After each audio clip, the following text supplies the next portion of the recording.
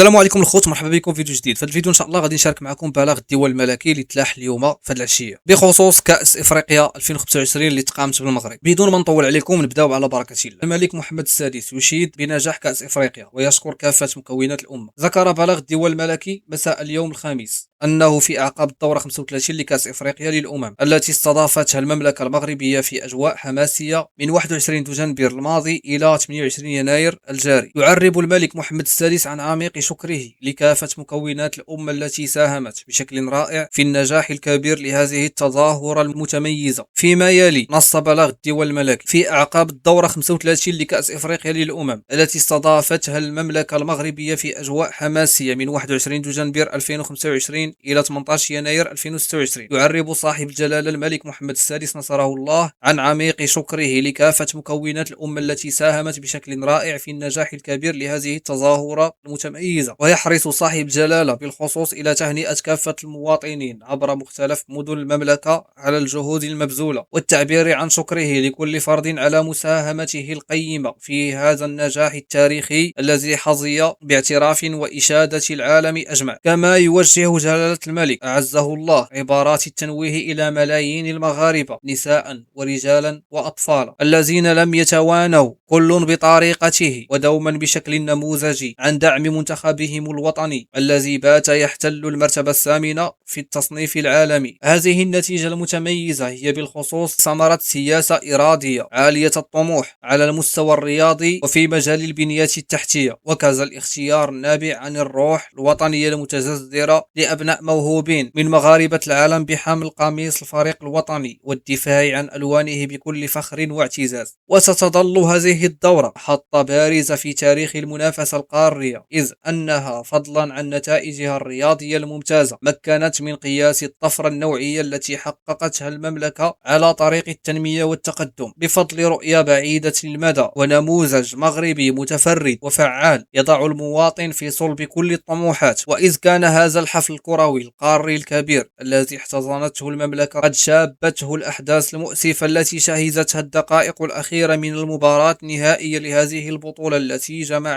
جمعت الفريقين المغربي والسنغالي، والتي تم خلالها تسجيل وقائع وتصرفات مشينة، فإنه بمجرد أن تتراجع حدة الانفعال والعواطف ستنتصر روابط الأخوة الإفريقية بشكل طبيعي، حيث أن هذا النجاح المغربي هو أيضا نجاح لإفريقيا كلها. وسيظل المغرب فخورا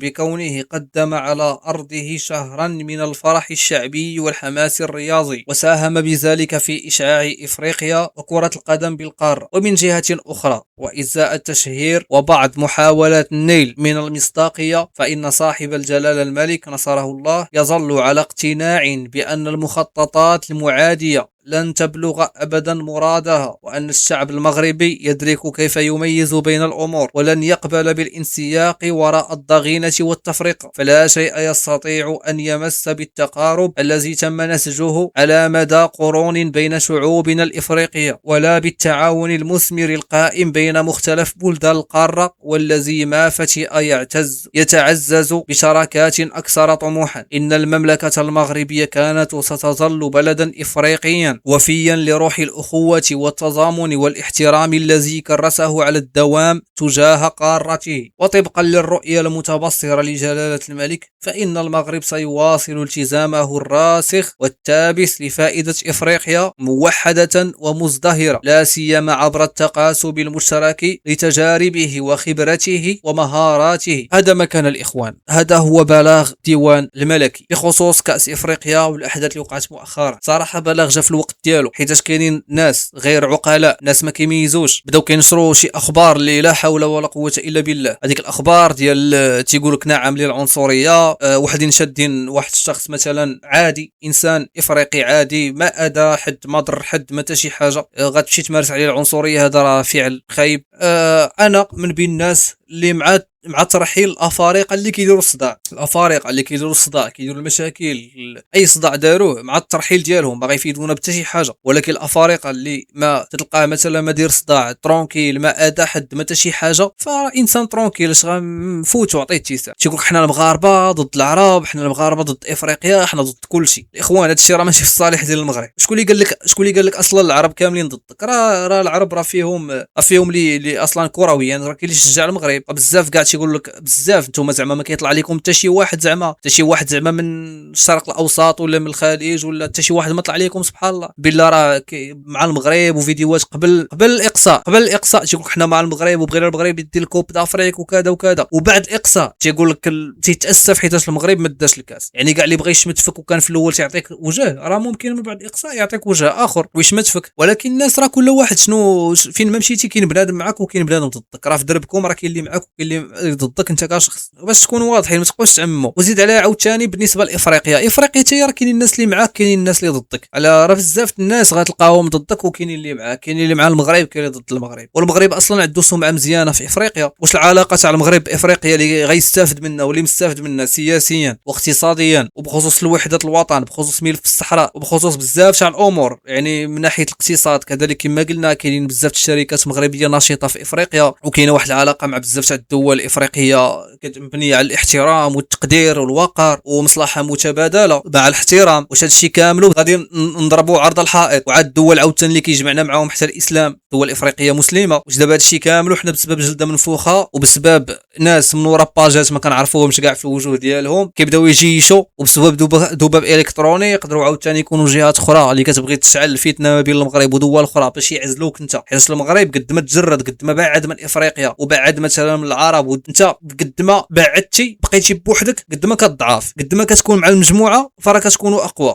هاد الامور هادو الناس يردوا معهم البال. وصراحه عجبني هذا الامر بخصوص بلاغ الديوان الملكي بتهدئه الامور باش الناس يتكالماو شويه ويخدموا العقل ديالهم وما طيحوش في هذا البلان هذا. وردوا البال مع هذه النصيحه هذه، ردوا البال معها مزيان بلاتي انا غنجبدها. شو ردوا البال مزيان، ردوا البال مزيان مع هذه النقطه هذه. فان صاحب الجلاله الملك نصره الله يظل على اقتناع بان المخططات المعاديه، راه كاينه مخططات معاديه للمغرب ولاي حاجه فيها مصلحه للمغرب واي حاجه فيها مصلحه ليك انت كمغربي وانت كمغربيه ولي انا كمغربي لينا حنا كمغاربه. كاينين مخططات معاديه لن تبلغ ابدا مرادها. ركزوا مزيان وكونوا من هذا الشعب هذا المغربي اللي تكلم عليه الملك محمد السادس. وان الشعب المغربي ركز مزيان يدرك كيف يميز بين الامور، فبقاو تميزوا ما بين الامور بان المخططات المعاد بلاتي فينايا ولن يقبل بالانسياق وراء الضغينه والتفرقه. حيت التفرقه عمرها كانت في الصالح ديالنا وعمرها غتكون في الصالح ديالنا. التفرقه عمرها غتكون في الصالح ديالك. هادشي اللي كاين فعلا. سال الكاس سالت كره اللي عنده شي حاجه يركز عليها. فعلا كاس افريقيا مشى لينا بطريقه خايبه. السنغال كنت دازوا بالكره غنقولوا كتستحق. هما اصلا كمنتخب واعر ناضي وهذا كلشي مزيان. طريقه باش داو الكاس بينالتي فيها بداو كيبكيو عليها وداك الشيء يلاه نخرجوا كذا. وحتى حنا كانت واحد رده الفعل ماشي في محلها ديال اللاعبين ديال المدرب، ما كانش عليهم يمشيو يبقى يواسيوهم كيقولوا لهم بغيتو تنسحبوا صافي سيروا نسحبوا باي باي. بالعكس كان عليهم يمشيو يضغطوا على الحكم ويقولوا لي صافي صفر. المهم داك الشيء قدر الله وما شاء فعل. داك الشيء كيبقى في كره القدم واحد الجلده منفوخه بالبرد صافي. ولكن رجعوا للواقع ديالنا ديال بصح. هادشي اللي كاين الخوت. شكرا لكم على المشاهده. الا كنتي اول مره كتشاهد الفيديو ديالي محتوى ديالي مرحبا بك. اشترك وفعل الجرس وتسنى الجديد ان شاء الله.